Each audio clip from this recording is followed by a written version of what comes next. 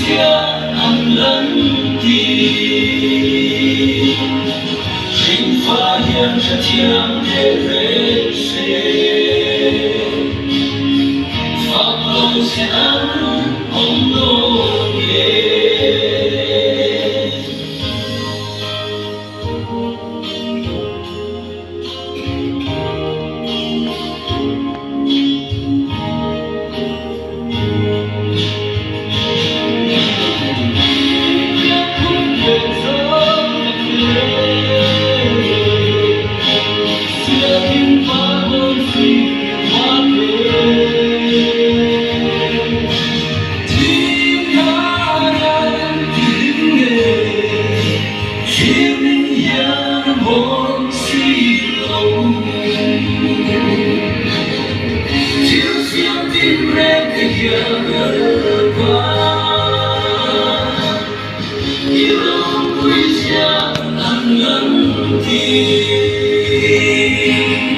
心发扬着强烈热血，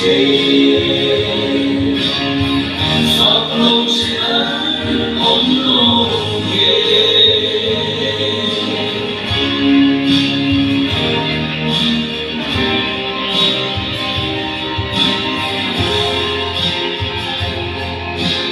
Hãy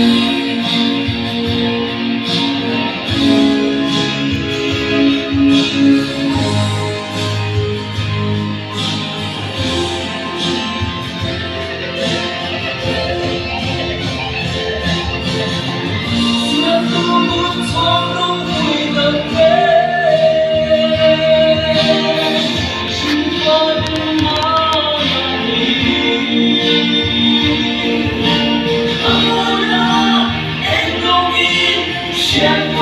cho kênh Ghiền Mì Gõ